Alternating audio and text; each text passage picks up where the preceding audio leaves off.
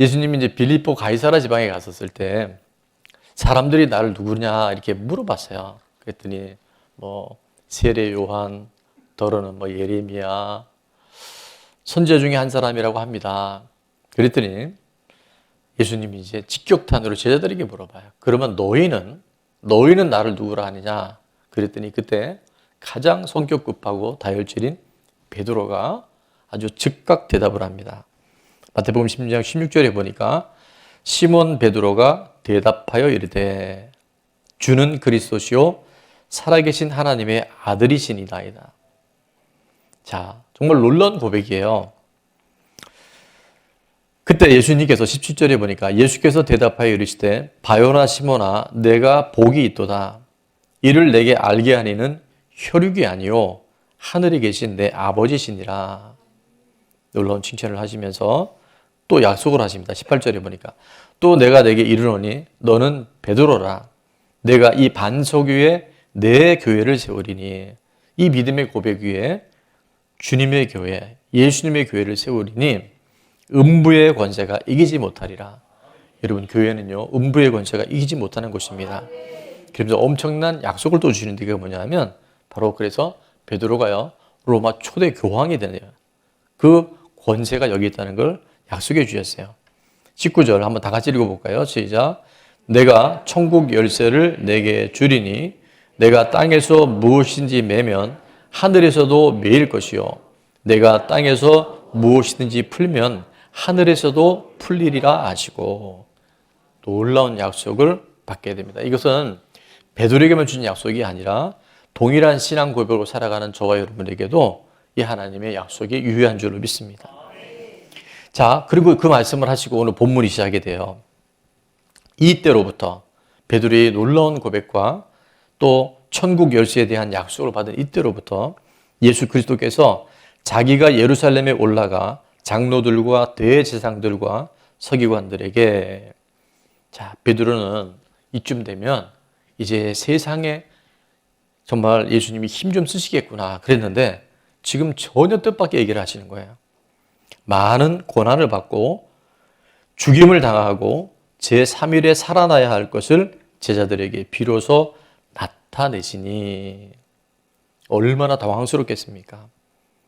본인은 지금 예수님 따라가면 이제 어부가 아니라 세상에 엄청난 힘있고 권세 있는 자가 될 줄 알았는데 지금 예수님이 고난을 당하고 십자가에 죽고 이제 부활에 대한 것은 무슨 얘기인지도 몰라요. 3일에 살아날 것에 대한 얘기를 듣고서 베드로가 굉장한 충격을 받습니다. 예수님을 따라가려면, 예수님을 따르려면 어떻게 해야 되는지 우리가 구체적으로 살펴보겠습니다. 첫 번째는 예수님을 따르려면 다 같이 한번 화면 보고 읽어볼까요? 시작. 사람의 일을 생각하지 않고 하나님의 일을 생각해야 합니다. 아멘. 22절에 보니까요. 베드로가 예수를 붙들고 항변하여 이르되 이렇게 돼 있어요. 예수님을 그냥 말한 게 아니라 붙들었어요. 그리고 이 항변을 세 번역에 보니까 뭐로 되는지 아세요? 대들었다 이렇게 돼 있어요. 그러니까 거의 멱살 잡듯이 잡고 대들었다는 거예요. 항변이라는 게. 그러면서 이렇게 말합니다. 주여 그리 마옵소서. 이 일이 결코 주께 미치지 아니하리다. 이거는 예수님을 보호하는 게 아니라 예수님 지금 무슨 말 하십니까? 내가 세상에서 이제 좀 힘 좀 쓰고 살려고 하는데 예수님이 죽는다는 지금 그 얘기를 하는 거예요. 자, 그때 예수님의 답변이 23절입니다. 예수께서 돌이키시며 베드로에게 이르시되 사탄아 내 뒤로 물러가라. 너는 나를 넘어지게 하는 자로다. 자, 내가부터는 다 같이 있습니다. 시작. 내가 하나님의 일을 생각하지 아니하고 도리어 사람의 일을 생각한도다 하시고. 방금요 엄청난 칭찬을 들었잖아요. 야, 이거를 알게 하니 네가 한 게 아니야. 하늘에 계신 하나님께서 그거를 너에게 알려주신 거야. 그리고 너의 이 고백이 이 반석 위에 내 교회를 세울 텐데 음부의 권세가 이기지 못할 거야. 내가 너에게 천국 열쇠를 주는데 땅에서 매면 어디서도 매고 하늘에서 매고 땅에서 풀면 하늘에도 풀린다. 진짜 어마어마한 약속을 받았는데 딱 이 대목에서 완전 급반전이 돼버리는 거예요. 세상에서 한번 보란 듯이 성공해보고 싶었는데 예수님 만나면 진짜 팔자를 고칠 줄 알았는데 아니 예수님이 돌아가신다니, 고난당하신다니, 그게 말이 안 되잖아요. 예수님 분명히 말씀하세요. 예수님에 따라가려면 여러분 교회 나온다고 병 고치고 뭐 문제 해결되고 경제적으로 안정되고 여러분 그게 우리의 목적이 되면 안 되는 거예요. 예수님을 따라가는 이유는 사람의 일을 내려놓고 하나님의 일을 먼저 감당하는 것이 예수님을 따라가는 길인 줄로 믿습니다. 하나님의 일은 뭐냐면요, 예수님이 이 땅에 오셔서 온 인류의 무슨 문제를, 죄의 문제, 죽음의 문제, 우리 안에 떨쳐버릴 수 없는 가난과 저주의 문제를 해결하시기 위해서, 우리를 천국 데려가시기 위해서 예수님이 이 땅에 오셨는데요, 지금 베드로는 그거를 절대 있으면 안 된다는 거예요. 아주 붙들고 대들면서 절대 있으면 안 된다고. 이게 과연 베드로의 얘기일까요? 베드로는 지금 이 세상에 성공하고 세상에서 잘 사는 일에 사람의 일이 지금 집착되어 있는 것을 볼 수 있어요. 예수님을 따르는 사람들은 사람의 일, 세상의 일, 땅에 속한 일이 아니라 하나님의 일, 바로 영원한 생명의 길, 구원의 길을 생각해야 합니다. 상황은 바꿀 수 없어요. 사람 바꿀 수 없어요. 그런데 사람의 일을 생각하지 아니하고 하나님의 일을 생각할 때 어떤 문제와 환경도 우리는 이겨낼 수 있는 줄 믿습니다. 전에도 한번 말씀드린 적이 있는데 여러분, 변화가 다 있고요, 변질이 있어요. 아주 비슷한 그 단어인 것 같은데 변화와 변질이 전혀 달라요. 변화는 우리가 본질에 집중할 때, 다른 말로 하면 하나님의 일, 하나님이 기뻐하시는 일에 우리가 집중할 때요, 우린 변화되어져요. 근데 변질은 어떻게 생기느냐? 바로 현상, 보이는 것, 사람의 일에 집중할 때 우리는 변화되어야 될 우리들이 변질이 된다는 거예요. 그래서 변화는요, 제가 이렇게 한번 도식으로 만들어 봤어요. 첫째, 성장이 일어납니다. 여러분, 믿음은 자라나야 돼요. 변화는 성장과 성숙을 통해서 열매를 맺게 돼 있어요. 근데 그 열매는 무슨 열매냐 하면 바로 성령의 열매를 맺어요. 내가 맺는 것이 아니라 내가 본질에 집중하고 하나님의 일에 우선순위를 두면요, 성장과 성숙을 통해서 성령의 열매를 맺게 되는 줄 믿습니다. 근데 변질되는 경우가 있어요. 잘 들으셔야 돼요. 교회 열심히 나온다가 아니라 변화가 되어야 되는데, 변질은 왜 일어나느냐? 현상, 사람의 일에 우리가 자꾸 마음이 뺏길 때.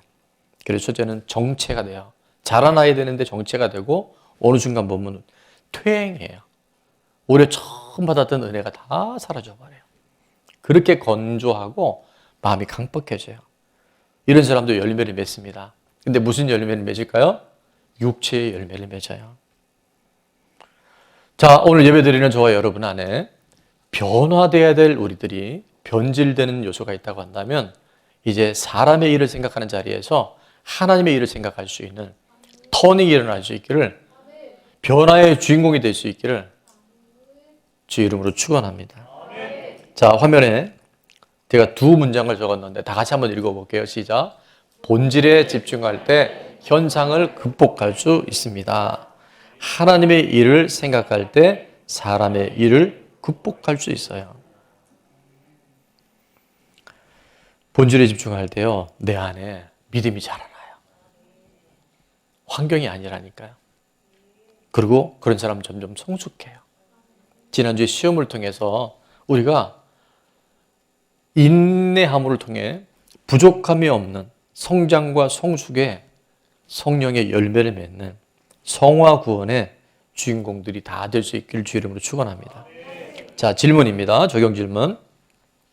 하나님의 일을 생각하며 하나님 보시기에 합당한 삶을 살아가야 하는데 사람의 일을 생각하면서 사람에게 보이려고 생각하는 것이 있다고 한다면 여러분, 그것이 무엇인지를 오늘 한번 나눠보시기 바랍니다. 자, 두 번째입니다. 우리가 예수님을 따르려면 자, 화면 보고 다 같이 읽습니다. 시작. 자기를 부인하고 자기 십자가를 져야 합니다. 아멘. 너무나 당연하겠죠. 자, 24절입니다. 이에 예수께서 제자들에게 이르시되 누구든지 나를 따라오려거든 자기를 부인하고 자기 십자가를 지고 나를 따를 것이니라. 아멘. 기독교는요, 자기 부인이 존귀해요. 사람의 일을 생각하지 않고 하나님의 일을 생각하기 위해서는요, 뭐가 부인되어 있냐면요, 내 자아가 부인되어야 돼요. 그리고 십자가를 질 수 있어요. 전에도 한번 말씀드린 적이 있는데요, 한동대학교의 초대 총장이었던 김영길 장로님이 처음 학교를 열면서 지역에도 그렇고 굉장히 주변에 많은 엄청난 모함과 루머와 인신공격, 공금을 횡령했다, 법을 어겼다, 요즘으로 말하면 별의별 가짜뉴스가 너무나 많았다 그래요. 그날도 너무 안 좋은 소식이 이제 학교 안에 막 퍼져나가기 시작하면서 아마 대자보가 크게 붙었던 것 같아요.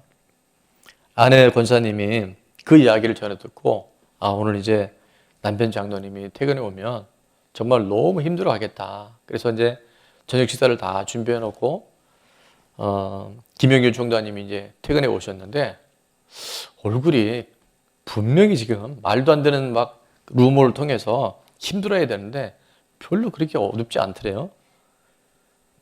그 처음 생각에는 식사도 제대로 못하려니 했는데, 앉아서 식사를 너무 맛있게 뚝딱 잘 드시더래요. 근데 좀 있다가, 내가 좀 피곤해서 먼저 쉬겠다고. 그 방에 들어갔는데, 저 양반이 잠을 제대로 잘까 싶었는데, 머리를 딱 베게 되자마자 코를 골면서 콜콜 잘 주무시더래요. 너무 이상해서 다음날 아침에 물어봤답니다. 아니, 어제 내가 분명히 전에 듣기는 그렇게 안 좋은 일이 있었다는데 어떻게 이렇게 밥을 잘 먹고 그렇게 벽에다 머리 대자마자 이렇게 잘 잘 수 있었냐고. 그때 김영규 장로님이 그렇게 얘기하시더래요. 나도 너무 힘들었다고. 나도 너무 그게 억울했고 너무 속상했다고. 근데 생각해 보니까 내가 예수님과 함께 십자가에 죽었잖아. 내가 그리스도와 함께 십자가에 못 박혔잖아. 그런 적 이제는 내가 사는 게 아니라 내 안에 예수님이 사시는데, 그게 예수님이 내 안에 사시는데 그게 뭐 이렇게 힘들고 그게 뭐 이렇게 억울한 일이겠냐고. 내가 예수님을 영접하고 예수님 믿을 때 나는 예수님과 함께 이미 죽었는데 내가 더 뭘 고민하고 힘들 일이 뭐가 있겠냐고. 그러니까 밥도 맛있고 잠도 잘 자고 정말 잘 먹고 잘 자랐답니다. 내 안에 예수님이 계신데, 예수님이 다 알고 계신데, 예수님이 우리 인생의 주인이신데 뭘 억울하고 답답하겠는가. 나는 죽었다고 생각하자 너무도 마음이 편안하고 차분해졌다라고 하셨대요. 갈라디아서 2장 20절에 이렇게 말씀합니다. 내가 그리스도와 함께 십자가에 못 박혔나니. 예수님 믿을 때 이미 우리 자아는 죽었습니다. 그런즉 이제는 내가 사는 것이 아니요 오직 내 안에 그리스도께서 사시는 것이라.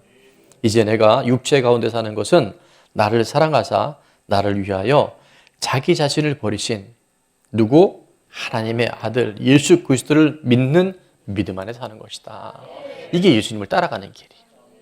문제가 없는 게 아니라, 억울한 일이 없는 게 아니라, 그럼에도 불구하고 내가 죽고 예수님이 사시는 삶. 자, 우리 옆에 분에게 나는 죽었습니다 한번 하겠습니다. 나는 죽었습니다. 아까 일부에 보니까 우리 청년들이 서로 삿대질을 하더라고요. 너 죽은 거 맞아? 자기만 죽으면 돼요. 상대방 죽은지 확인하지 마시고 나만 죽으면 돼요. 나만 잘하면 돼요. 내가 믿음으로 살려고 할 때, 특별한 하나님의 은혜가 임할 때, 또 감당해야 할 사명이 클 때 여러분 강한 영적 저항들이 있어요. 생각지 않은 공격과 시험들이 있을 수 있어요. 속상하고 힘들고 어려운 일이 와도요, 여러분 해석이 되잖아요. 그게 해석이 되면요, 더 이상 그것이 힘든 일이 아니에요. 내가 죽고 예수님이 살고 하나님이 하나님 나라를 세워나갈 때 이런 일이 있을 수 있다는 것을 그냥 수용하기만 하면 우리 그걸 통해서 우리는 더 힘있고 더 영향력이 있는 그런 공동체가 되어줄 줄 믿습니다. 어떤 상황에서도 우리는 진리 편에 서야 돼요. 하나님 편에 서야 돼요. 주님이 세우신 교회 편에 서야 됩니다. 그때 하나님의 역사들이 반드시 일어나요. 그 사진을 여러 번 얘기했지만 똑같은 눈이 내렸는데요. 한쪽엔 눈이 다 녹고 한쪽엔 눈이 쌓여 있는 건 뭐냐면 방향이에요. 어떤 상황에서든지 하나님 편, 하나님 기뻐하시는 일에 우리의 마음과 중심을 두잖아요. 그럼 하나님이 눈이 오는데요. 거기에 눈이 안 쌓여요. 근데 내가 방향이 세상과 사람에 있으면 한쪽에는 분명히 녹았는데 눈 녹지 않은 땅에 내가 살 수 있어요. 근데 그건 나의 몫이라는 거예요. 언제든지 하나님 편에 서서 이 모든 일들을 통해서 내 안에 있는 불순물과 어둠들을 잘 정리하는, 오히려 그래서 방향을 분명히 하는 우리 좋은 나무 교회가 반드시 되어야 할 줄로 믿습니다. 자, 적용 질문입니다. 내가 그리스도와 함께 십자가에 죽었음을 고백하고 져야 할 십자가는 무엇입니까? 그리고 그 십자가를 진다는 것이 구체적으로 어떻게 지겠습니까? 적용 질문입니다. 자, 마지막 예수님을 따르려면, 자, 화면을 보면서 선포하겠습니다. 시작. 행한 대로 갚아주심을 믿어야 합니다. 27절에 보니까 인자가 아버지의 영광으로 그 천사들과 함께 오리니 반드시 예수님 재림하십니다. 그때 각 사람이 뭐한 대로 행한 대로 갚으리라. 여러분, 보이는 것은 잠깐이에요. 우리 인생 수명이 늘어나도요, 100년, 120년 순간이 지나갑니다. 그러나 보이지 않는 것은 영원해요. 여러분, 천국은 죽어서 가는 게 맞죠. 그러나 천국은 죽어서 가는 게 맞지만, 그러나 지금의 오늘의 시간과 지금의 모든 사건들은요, 바로 이 땅에서 끝나는 것이 아니라 영원한 천국과 직결되어 있습니다. 그래서 우리가 이 땅에서 경험하는 사건들은요, 사람들은 여기서 세상에 속한 일들이 아니라 바로 행한 대로 갚아주시는 영원한 천국을 미리 준비하고 영원한 천국을 미리 경험하는 너무나 소중한 시간인 줄로 믿습니다. 성경에 보면 예수님이 그 십자가가 너무 무거워서 혼자 못 지셨잖아요. 몇 번을 넘어지고 할 때 뜻밖의 그 앞을 지나가던 한 사람, 구레네 시몬이 예수님의 십자가를 대신 집니다.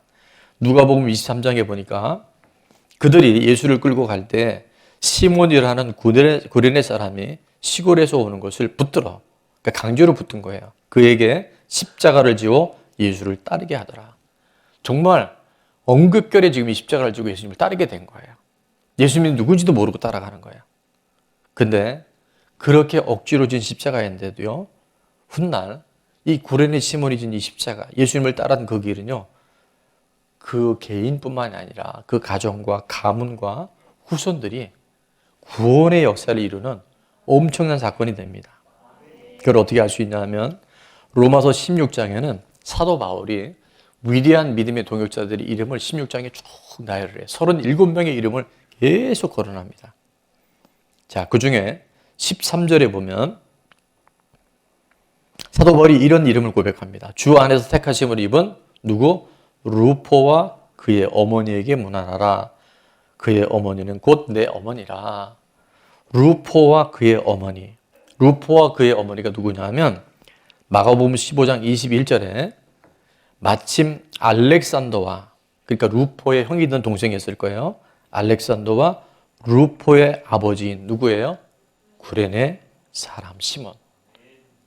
보십시오. 구레네 시몬은 정말 자기가 상관없는 강제로 엉겁결해진 그 십자가였는데 구레네 시몬의 이 십자가를 통해서 어떻게 해요? 루포가, 아내 루포의 어머니가 사도 바울의 위대한 동역자로, 영원한 하나님 나라의 사역자로 그 가정에 쓰임받게 되는 줄 믿습니다. 때로는 이유도 모르고 영문도 모르고 지고 가는 십자가가 있을 수 있어요. 때로는 억울하고 이해되지 않아도 그 십자가는 예수님을 따라가는 우리들에게 반드시 구원의 역사를 이룰 줄 믿습니다. 오늘 저와 여러분이 지고 가는 십자가, 우리 배우자들에게, 자녀들에게, 후손들에게, 또 우리 공동체와 지체들 안에 반드시 그 구레네 시몬을 통해서 루포와 그 가정이 엄청난 하나님의 구원의 역사를 이루는 것처럼 동일한 하나님의 일하심이 반드시 나타나게 될 줄로 믿습니다. 얼마 전에 크리스찬 리더스 포럼이 열렸는데요. 그곳에 지금 국토부 장관인 원희룡 안수집사님의 그날 포럼 발표가 있었어요. 아버님이 90세가 되셨는데 원웅두 장로님. 정말 믿음의 유산을 흘려보내신 그 아버님인데 그 원장로님이 30세 때 제주 중문교회 장로님이 되셔서 지금 이제 90세신데요. 무려 60년 동안 한 교회를 섬기고 봉사를 하고 계세요. 가온이 뭔가 하면요. 가온이 정말 너무 성경적이에요. 한번 따라서 해볼까요? 하늘의 영광, 땅에는 평화. 저는 이런 가문은 이거 처음 봤어요. 그렇죠. 가온이 있는. 너무 성경적이에요. 하늘에는 영광, 땅에는 평화. 그러니까 어릴 때부터 가온이 딱 이렇게 붙어 있었던 거예요. 이남 자녀를 두었는데 두 아들을 하나님 앞에 헌신하고 소원했어요. 어떻게 했냐면 가온이 뭐라 그랬어요? 하늘의 영광. 그래서 한 아들은 하늘의 영광을 위해서 하나님께 바치고 다른 한 명은 가온이 뭐예요? 땅에는 평화. 그래서 땅의 평화를 위해서 바친다라고 소원해 버리셨대요. 근데요. 정말 놀랍게도 이런 일이 있었어요. 그 형님은 지금 제주도에서 교회를 개척해서 하늘의 영광을 위해 목사님을 사용하고 계시고요. 둘째 아들은 원일용 집사님은 땅의 평화를 위해서 국토부 장관으로 지금 봉사하고 있대요. 너무 재밌지 않아요? 땅의 평화를 위해서 국토부 장관. 자, 믿음의 한 사람이 가정과 가문과 후손을 변화시킵니다. 오늘 저와 여러분이 예수님을 따라가는 그 한 걸음 한 걸음이 그냥 가는 게 아니라 행한 대로 갚으신 하나님, 하늘의 상급으로 채워주신 하나님, 그 놀라운 역사들을 이어가는 줄로 믿습니다. 우리가 예수님을 따라가면서 겪는 많은 일들은요, 주님 앞에 서는 날 반드시 기억해 주셔요. 예수님을 따르면서 겪었던 많은 십자가는 엄청난 하나님의 위로로 채워질 줄로 믿습니다. 자, 적용 질문입니다. 행한 대로 갚아주시는 주님 앞에 내가 묵묵히 감당해야 할 것은 무엇입니까? 자, 말씀의 결론을 맺습니다. 예수님을 따르려면 첫 번째, 우리 화면을 보면서 한번 선포해 볼까요? 시작. 사람의 일을 생각하지 않고 하나님의 일을 생각해야 합니다. 두 번째, 자기를 부인하고 자기 십자가를 져야 합니다. 세 번째, 행한 대로 갚아주심을 믿어야 합니다. 아멘. 짧은 인생 속에서 죽어가는 천국이 아니라 이 땅에서 하나님의 나라를 이루고 그 하나님의 나라를 잘 증거할 수 있는 하나님의 기뻐하시는 그런 공동체 또 가정 여러분 될 수 있기를 축원합니다.